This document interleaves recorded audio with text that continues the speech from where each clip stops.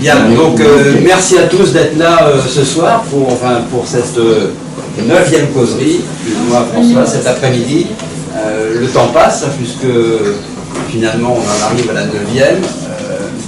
C'est l'occasion pour moi aussi de vous rappeler finalement en quelques secondes, avant naturellement de présenter la causerie, donc l'existence de l'atelier Histoire, hein, dont pour l'essentiel vous faites partie. Nous sommes à ce jour 95 membres. Hein. L'objectif de 100 donc, devrait être atteint dans les jours qui viennent, avec un certain nombre de prospects donc, qui sont dans les tuyaux.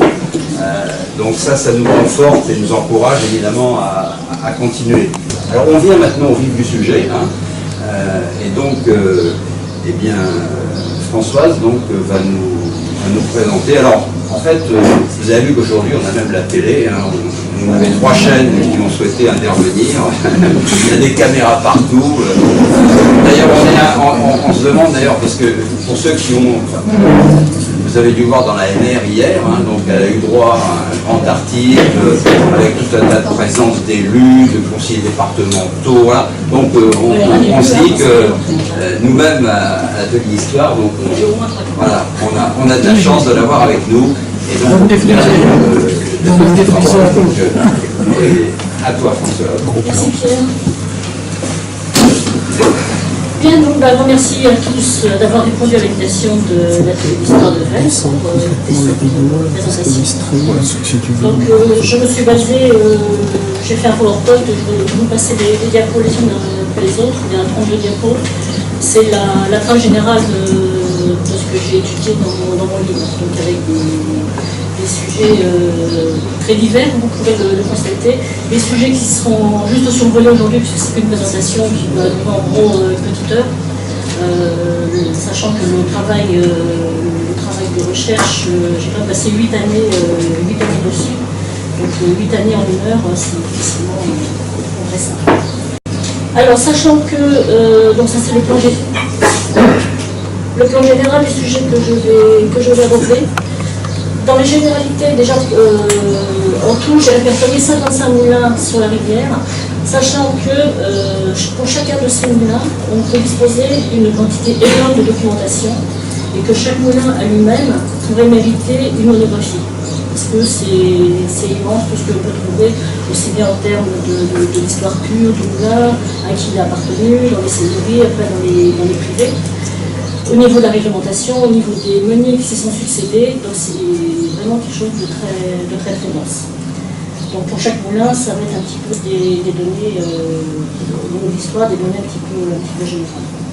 Donc on va aborder une générale sur l'histoire, sur la technologie. Ensuite les moulins et les meuniers, dont on va faire une promenade, on va partir des Gurandes jusqu'à la Lausanne tombante.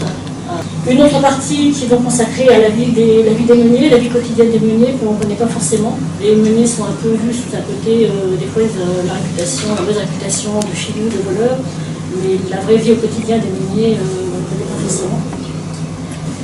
La Lausanne a un cours de 84 km de longueur, donc depuis sa source à Évrande jusqu'à la Lausanne tombante. Mais sachant qu'à vol d'oiseau, on verra sur une carte que je vais passer maintenant. À vol d'oiseau, depuis la source de la Lausanne, donc ici jusqu'au Pont-Chrétien, là-bas jusqu'à la Lausanne tombante, il y a seulement 35 km. Et donc avec cette carte, on voit qu'elle a un cours qui est vraiment très sinueux, surtout dans la dernière partie, avec des grands méandres qui a prétendu partir de Toulouse.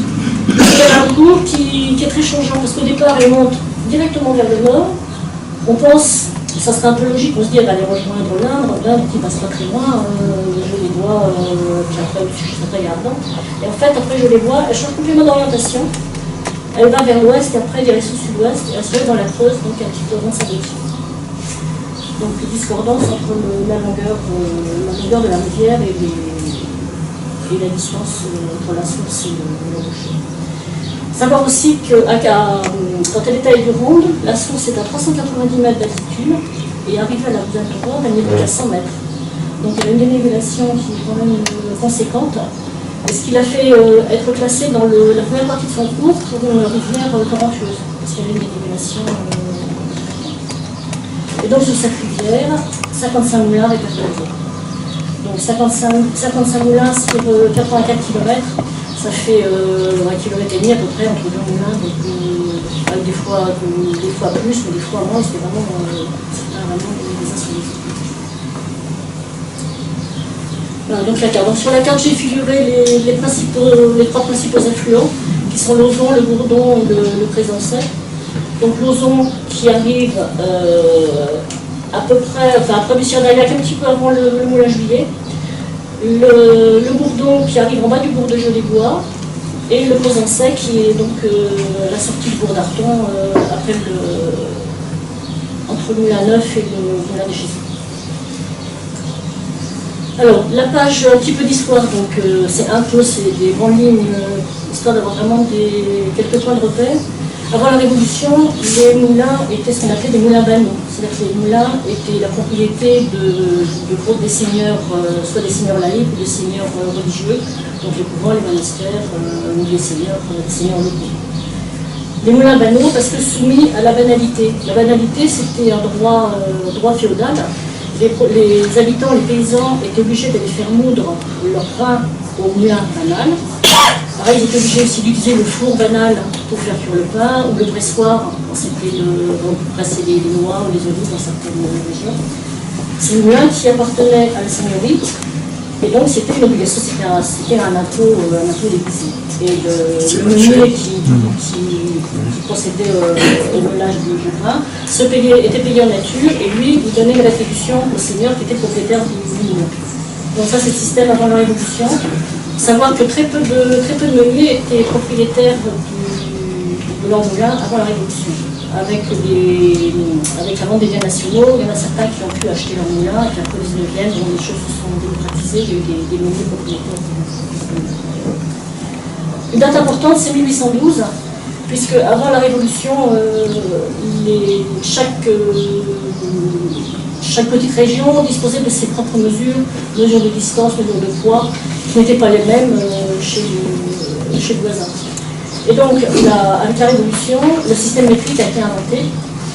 Et donc, ça a été beaucoup plus simple après pour les transactions, pour les distances, effectivement, mais aussi pour tout ce qui était les transactions. Donc, au lieu avant la Révolution, on avait des mesures de volume. Souvent, c'était des boissons, mais ici, c'était des boissons.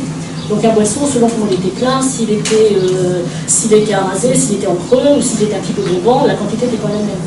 Avec le système métrique, on a eu affaire après à des mesures de poids, donc 1 kg, c'est 1 kg, c'est pas... donc c'était des choses qui étaient plus précises, surtout plus justes. Ces mesures de volume ont contribué aussi au fait à l'entretien de la mauvaise réputation des meuniers qui, effectivement, ils disaient avoir reçu moins que ce qu'ils avaient reçu en plus. 1812, c'est aussi un décret sur les moulins à poirons. Les moulins, peut-être que certains d'entre vous connaissent ça, que les meules des moulins étaient entourés d'un cadre en bois. Et donc le cadre en bois, il y a une époque où il était carré, parce que c'était plus simple de faire un cadre carré. Et le problème des cadres carrés, c'était que quand les meules tournaient, la farine pouvait s'accumuler dans les coins. Et là encore, c'était quelque chose qui n'était pas redonné à la personne qui était venue faire moudre le grain, mais ça passait dans la poche du meunier. Donc 1812, un décret pour obliger les meuniers à mettre les moulins à poirons. C'est-à-dire que au lieu de faire un entourage carré, de faire un entourage rond, de manière à éviter la perte de la farine dans les coins. Donc ça donnait lieu à tout un tas d'inspections des moulins pour voir si les réglementations étaient suivies, si le meunier était conforme. Le meunier devait aussi se munir d'un échantillonnage de petits poids pour poser d'une balance et puis de poids pour poser sa quantité de grains et de farine. Ensuite, au 19e siècle, c'est vraiment le début de la réglementation des moulins, puisqu'avant la Révolution, la réglementation ne se faisait pas, c'était auprès du seigneur, et puis il ne faisait pas plus de questions.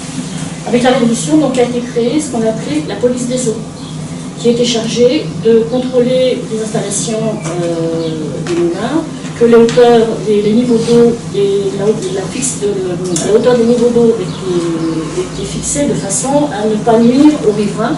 C'est toujours le risque d'inondation quand il y avait une crue, ou le meunier qui n'avait pas assez d'eau, donc il y avait trop d'eau, il n'ouvrait ses vannes et puis ça inondait les bois.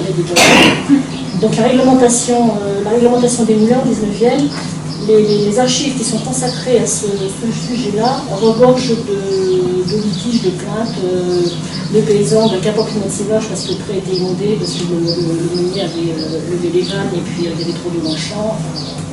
C'est des lignes d'information conséquentes.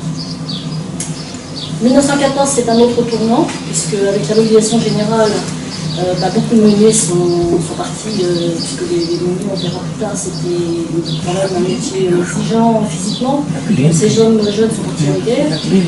Et j'ai retrouvé, j'ai retrouvé le moulin de la Buzanne concerné par ce sujet-là, parce que les moulins, il y avait déjà moins de moulins en 14, et aussi les moulins étaient quand même moins conséquents que, mettons, certains moulins de Châteauroux. Mais il y a eu des meuniers qui n'ont pas été mobilisés justement pour permettre aux moulins de continuer de fonctionner du fait du départ des hommes à la guerre, parce que les hommes étaient partis, mais la population restante, il fallait quand même la nourrir. Donc d'où l'importance. Donc j'en ai pas trouvé pour la Buzanne, mais sur Châteauroux, il y a pas mal de. Enfin pour l'Inde en général, enfin la rivière de l'Inde, des meuniers qui n'ont pas été.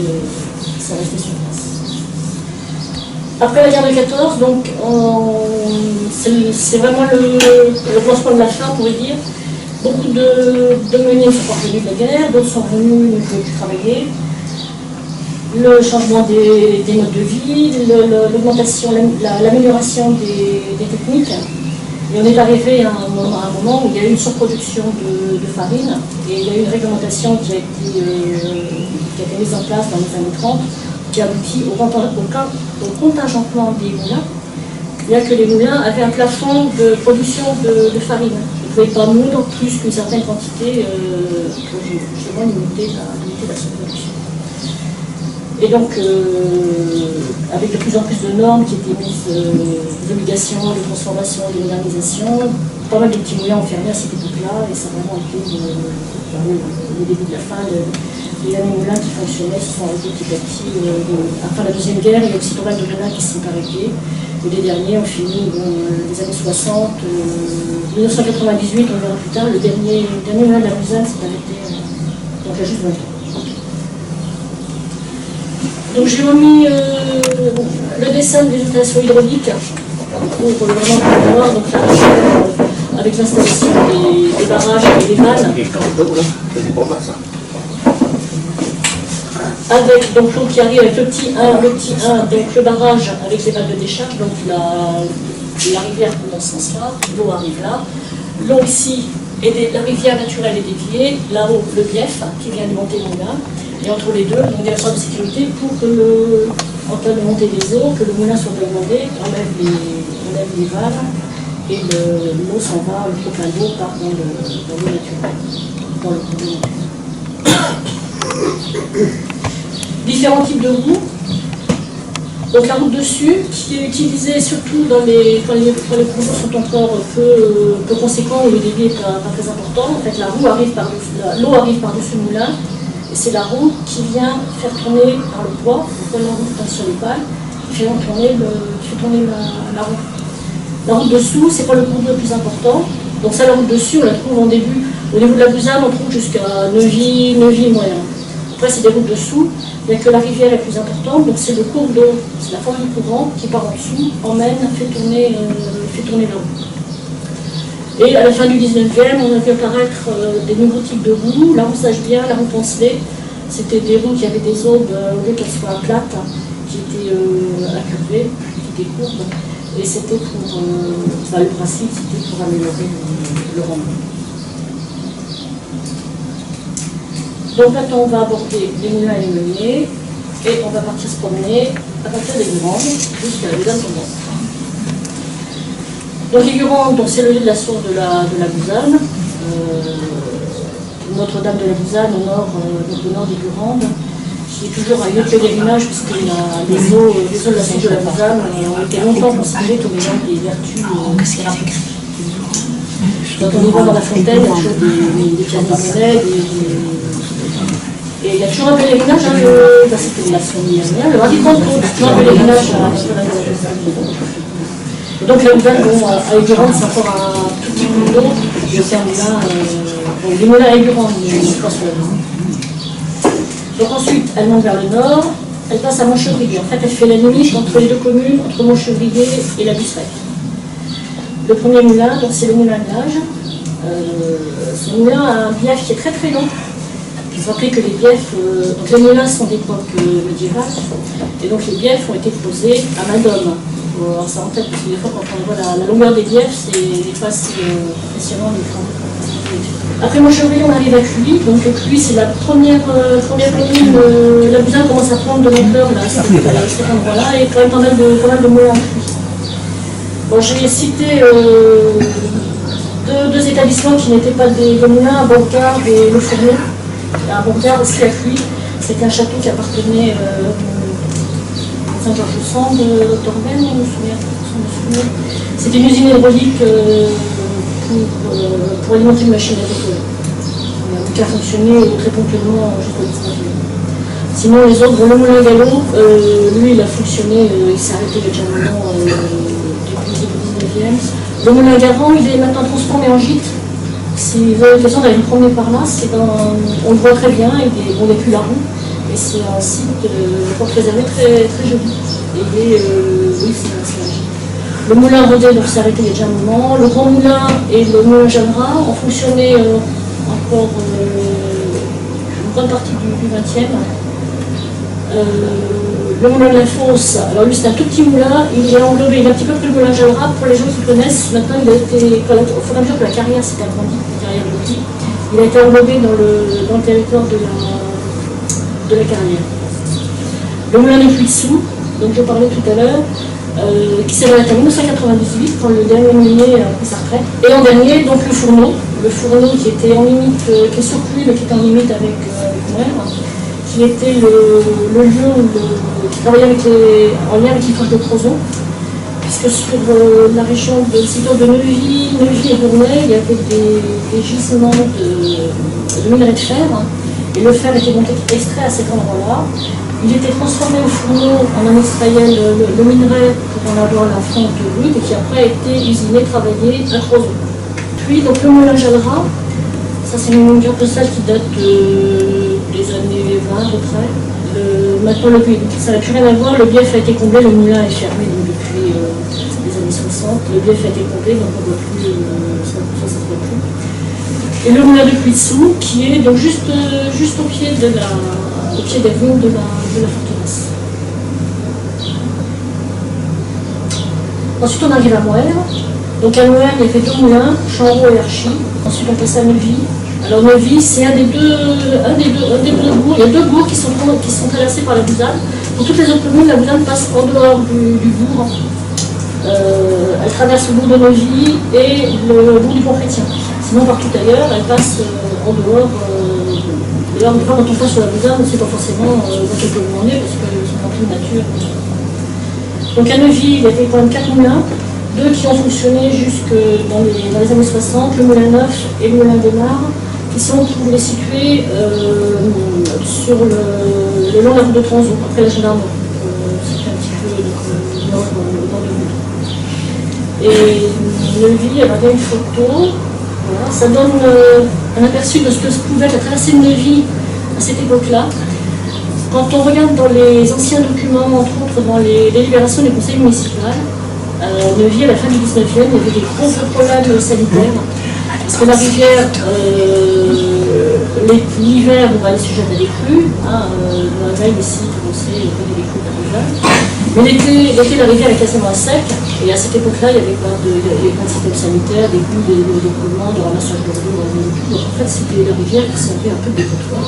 Et donc c'était un endroit très, très malsain, très insalubre, à quel point il y a eu des épidémies de diphtérie assez conséquentes à la fin du 19e.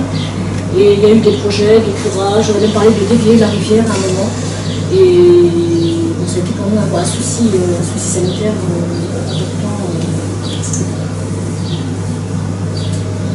Après Neuvy, on passe à Guy-Saint-Georges.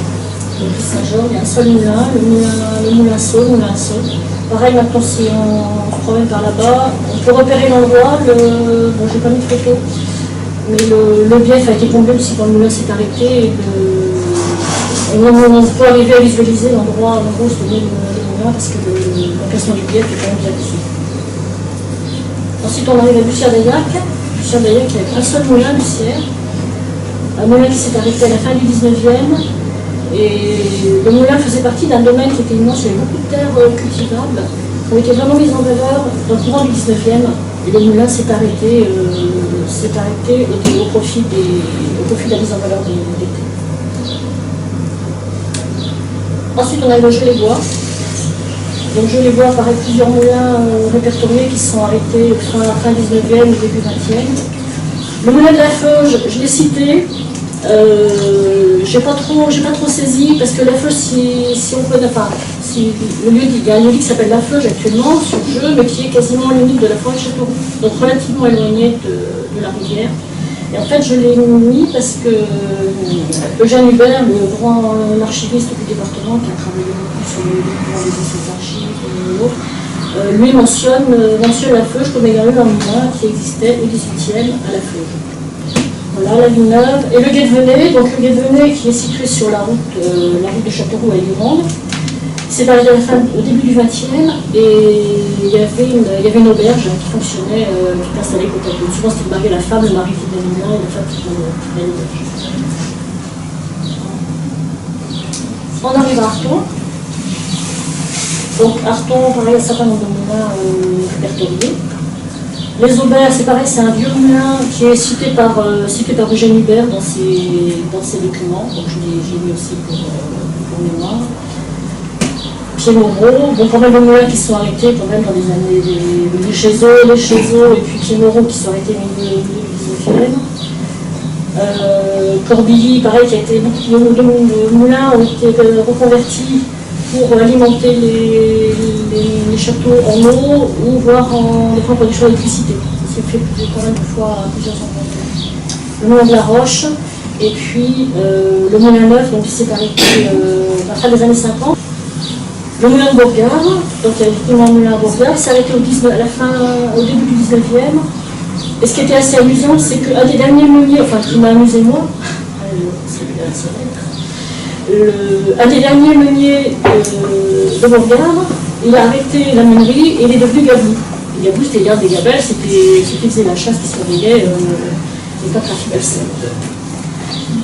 Nous avions aussi un moulin à Palua, qui s'est arrêté longtemps, une distance très ancienne, pareil signalée par Hubert. Alors le moulin de Blaizet, qui est un cas particulier, puisque j'ai eu la chance, l'honneur et l'avantage d'avoir beaucoup d'informations par Martine et André Lallemand, qui m'ont donné beaucoup d'infos, des documents, et donc je suis allée visiter le moulin. Les photos du moulin d'ailleurs sont dans les 2-3 qui suivent après.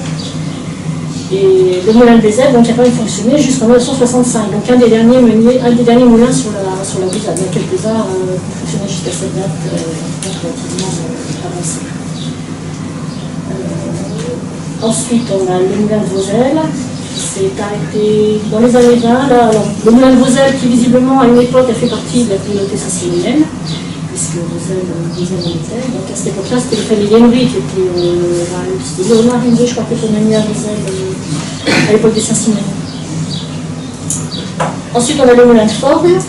Donc le moulin de Forges qui fait la couverture, que vous avez vu en présentation du diaporama.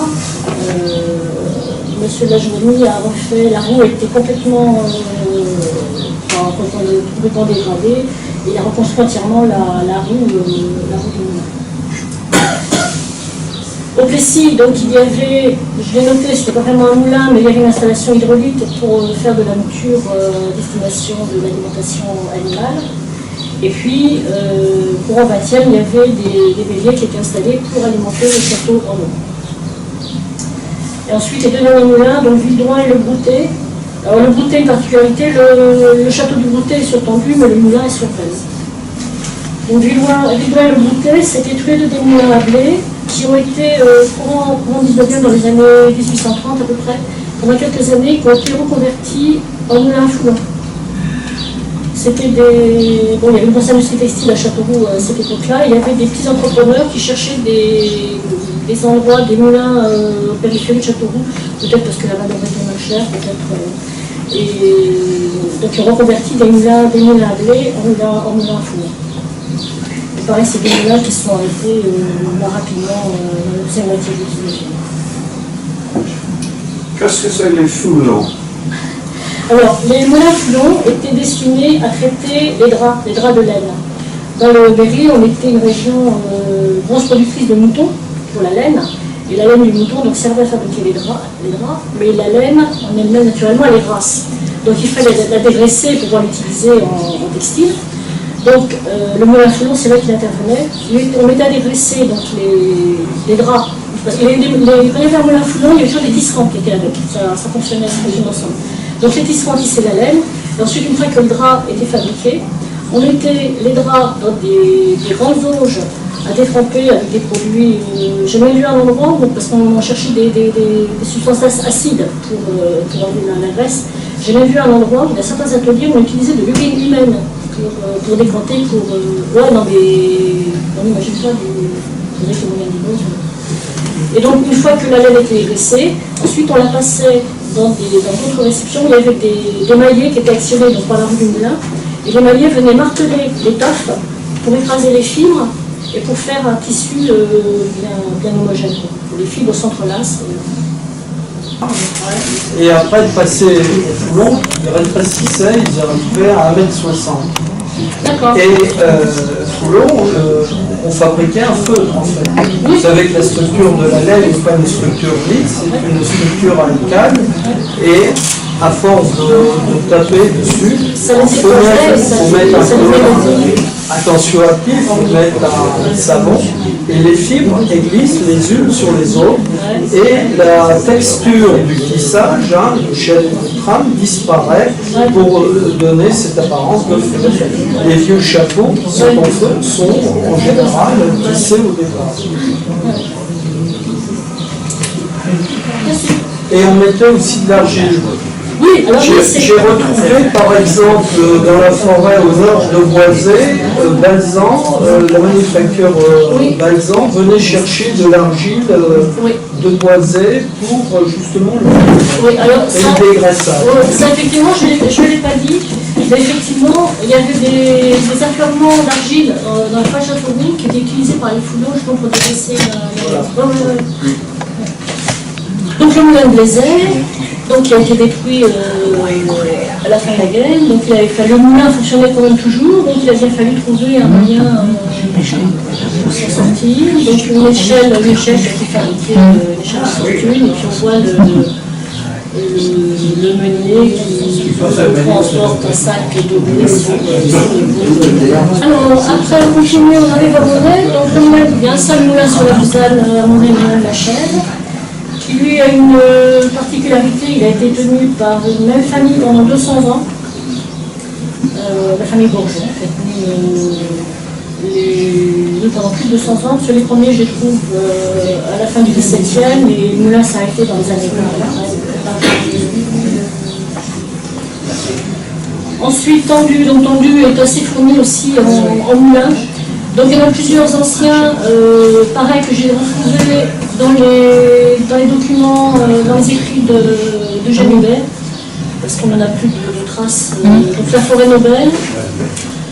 Le moulin de Nuance et le moulin de l'Échine, pareil, c'est des vieux moulins qui sont mentionnés par Eugène Hubert, mais qui disent plus rien à personne, c'est plus connu. Le moulin de Nuance était entre Prangel, le moulin Mou. Et le moulin de l'Échine était à peu près au niveau de la plombe du pont sur l'autoroute. Voilà. Et il y avait un gué à l'Échine. Voilà. Le moulin à Foulon. Donc le moulin à Foulon de Tendu, c'était une institution qui a duré quand même pendant pendant moins de 200 ans. On avait une famille Burat ils étaient aussi bien foulonniers que tisserands. Donc je expliquais tout à l'heure que s'il y avait un foulon, il y avait un tisserand avec, c'était les deux étapes de la fabrication. À une époque, on avait donc le moulin à foulon. Après, dans les années milieu du 19e, on voit apparaître un moulin à blé. Et après, on n'a plus que le moulin à blé, il n'y a plus de foulon.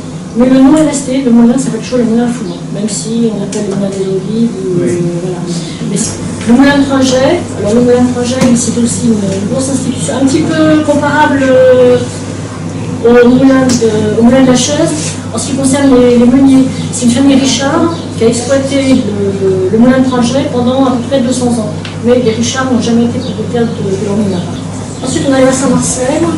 Alors par commodité, j'ai englobé dans Saint-Marcel tout ce qui se réfère à des moulins qui maintenant font partie du Pont Chrétien. Parce que la commune du Pont Chrétien est une commune récente qui a été créée en 1912. Et donc quand on cherche dans les archives, tous ces moulins-là sont répertoriés en fait sur Saint-Marcel. Donc par commodité, je les ai mis dans Saint-Marcel, sachant que maintenant, Saint-Marcel, il n'y a que le pont, tous les autres font partie du Pont Chrétien. La COD, le goûter, donc les petites roches, c'est le moulin qui est juste à l'aplomb du viaduc de Chernay. Lui s'est arrêté donc un petit peu après la 14 parce que le meunier était parti à la guerre et en fait il est revenu gravement mutilé et il ne pouvait plus travailler. Il n'y avait personne pour prendre la suite, suite aussi avec tous les aléas, les obligations de transformation, de modernisation, donc le meunier s'est arrêté. Le château de Chernay donc, avait une usine hydraulique qui servait pour les terres dépendant du château de Chernay, c'était quelque chose qui était colossal en termes de superficie. Ça venait jusqu'à Tendu, hein, les fronts la Rocherolle, les écoles de Tringère, enfin c'était. Tout ça faisait partie du domaine du château de Chernay. Et donc une usine hydraulique pour irriguer les terres autour du château, mais vraiment sur place. Et aussi une qui a été transformée après en usine électrique début du XXe. Le moulin du Pont, donc lui qui était très conséquent, il s'est arrêté récemment.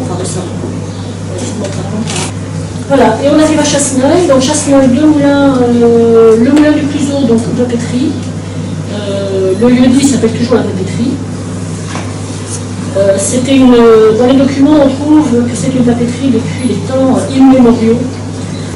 Et donc on fabriquait du papier, on récupérait, il y avait des chiffonniers qui étaient embauchés par les quartiers, récupéraient des anciens chiffons et les amenaient, des chiffons étaient mis à macérer dans des auges dans de l'eau, on les remuait, tout ça demandait un certain temps pour que ça pourrisse, ça finissait par faire une pâte avec laquelle on fabriquait du papier. Et donc, au début du 19e, la papeterie du Cluseau a été déplacée vers le moulin Boutet, dont je parlais tout à l'heure, le moulin qui est au pied du viaduc. On a eu à faire, il y a un homme qui est arrivé, voilà sa signature, ça donne une idée du personnage. Il s'appelait Jean-Claude Mars, il est originaire de Saint-Marcel, et comme beaucoup de gens de Saint-Marcel, il était initialement, il exerçait le métier de vigneron. Et il devait avoir une personnalité, c'était quelqu'un d'innovant, qui avait des idées, des imaginations. Il est devenu géomètre et ensuite fabricant de papier. Et donc c'est lui qui a acheté cette papeterie à Chasseneuil et il l'a déplacée. Probablement, alors est-ce que c'était un manque de place, est-ce que c'était qu'il voulait installer des nouvelles installations, enfin mettre des nouvelles installations plus modernes. Et il a déménagé la papeterie donc au Boutet. Donc une vue de la Lausanne tombante. Et une vue d'en haut. S'il te plaît, oui. Qu'est-ce que ça signifie la Lausanne tombante? C'est une partie. C'est connu qu'elle tombe dans la Creuse. C'est l'embouchure. Elle tombe dans la Creuse. Tu peux y aller. Ah oui, vous pouvez y aller. Mais alors là, pour y accéder ici, il faut passer de l'autre côté par la voie verte. Oui, d'accord. Maintenant, vous pouvez y accéder depuis quelques années que ça a été. C'est pas très loin du château de Conive en fait. Là, on travaille la végétation, on arrive à voir. Ça donne une vue. Si quand on est en bas, sinon on est là. Quand on vient on est par ici là. Et là, on a une vue d'en haut, c'est vrai qu'on la voit.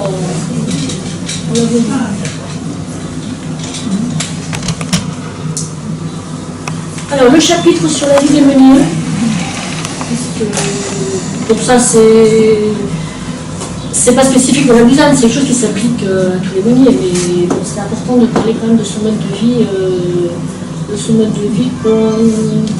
Quand on aborde le chapitre meunier, on parle souvent de l'aspect historique, beaucoup de la technique. Bon, moi, la technique, j'en ai très peu parlé parce que c'est pas le sujet que je voulais traiter. Il y a déjà eu beaucoup de choses faites sur la technique des meuneries en général. Donc moi j'ai un peu mis l'accent plutôt sur la vie des meuniers, la vie particulière, la vie quotidienne. Donc au fil de ces recherches, moi j'ai constaté qu'il y avait plusieurs sortes de meuniers. Alors, je les ai appelés occasionnels ou professionnels. Les occasionnels, c'était des meuniers qui, la plupart c'était des gens de la terre, ils étaient journalistes, des laboureurs. À l'occasion d'un bail, ils avaient une opportunité, ils venaient prendre un moulin Il restait 2 ans, 3 ans, 4 ans. Et après, il quittait le moulin et redevenait laboureur et ne mettait jamais les pieds dans un moulin. Ça, c'était le cas, par exemple, au moulin de l'âge. Le premier moulin, le moulin Montchevrier, là, le premier que j'ai cité tout à l'heure. Là, on n'a jamais eu de moulin, de meunier qui se sont installés dans la durée. Ça changeait très très souvent. Une partie sur tout ce qui a trait à la santé et la mortalité. J'ai fait le constat que chez les meuniers, la mortalité était importante et les meuniers mouraient relativement jeunes.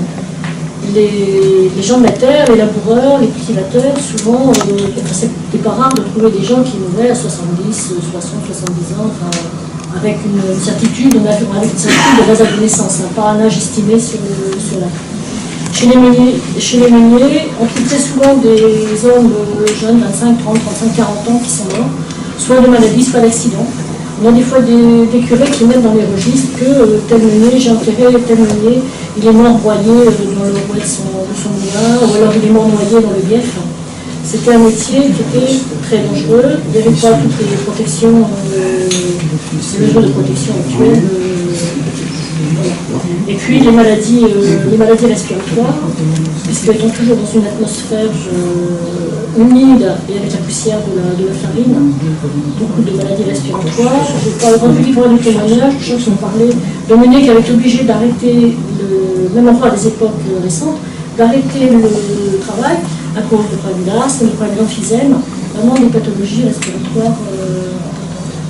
Il y avait aussi des accidents qui pouvaient survenir lorsque les meuniers possédaient ce qu'on appelait le rhabillage des meules. Donc le rhabillage des meules, ça consistait à redonner du mordant aux meules, parce qu'à force de tourner, il y avait la meule d'en dessous était fixe, la meule du dessus donc tournait, et à force, ce mouvement de rotation, ça provoquait donc une usure des meules, donc elles n'avaient plus le mordant, donc de temps en temps il fallait ce qu'on appelait les rhabiller. Donc il y a tout un système de poulies, de palans, de courbage pour relever la meule du dessus, et avec des marteaux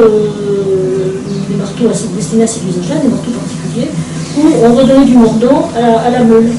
Et donc, des fois, forcément, des accidents pouvaient arriver parce qu'il n'y avait pas de lunettes de protection et tout, donc un éclat de pierre dans les yeux. Donc, c'est aussi ce genre, cet aspect-là. Puis, il pouvait y avoir aussi des accidents. Au moment où on levait la meule, où on la remettait en place, il pouvait y avoir un accident, le levage, la meule qui retombe sur le meunier. Et un dernier aspect que j'ai abordé aussi, qui est les impôts. L'exemple de la taille sous l'Ancien Régime, quand je vois les impôts actuels, les impôts sous l'Ancien Régime, où la taille était répartie par paroisse, et les habitants devaient payer un impôt en fonction du travail qu'ils avaient fait ou de leurs revenus supposés. Il n'y a pas une déclaration d'impôt à remplir comme aujourd'hui, bien entendu.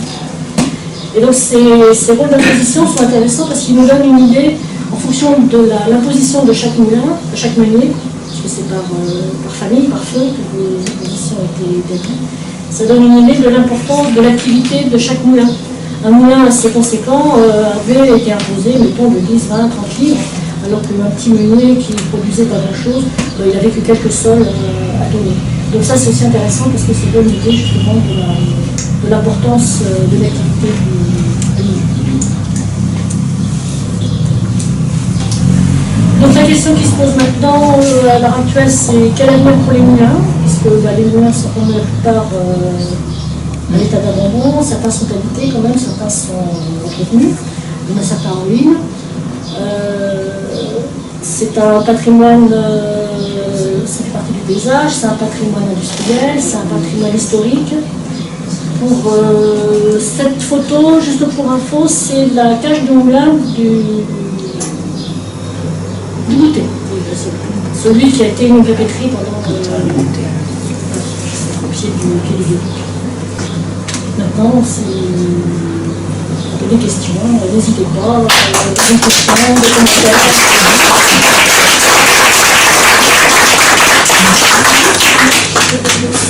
Au moulin des petites roches, oui, allez-y. Il est indiqué que vers 1920, il y a une surproduction de farine, un peu surproduction. Notre-Dame, c'est parce qu'il y avait moins de population suite à la guerre. Alors, début 20e, il y a forcément une surproduction parce que une grosse raison, c'est que les habitudes alimentaires ont changé. Avant, le pain était la base de l'alimentation, et après, on a eu une diversification et le pain n'était plus la base. Le Seigneur, s'il avait l'autorisation de faire du pain, en plus de moudre. Oui, bah, il y avait un four. Hein. Ouais. Il y avait un four banal. Tous les seigneurs avaient des fours, Ah oui. des fours banaux. Ouais. Si j'expliquais tout à l'heure quand j'ai parlé du moulin banal, c'était la banalité, c'était un droit seigneurial. Donc ça englobait souvent un four, un moulin, un pressoir, des installations qui étaient à destination de la collectivité. C'était la propriété du seigneur, mais les paysans, enfin tous les habitants étaient obligés de s'en servir. D'accord. Donc, À ce propos, on trouve dans les contrats de métayage de Borgard,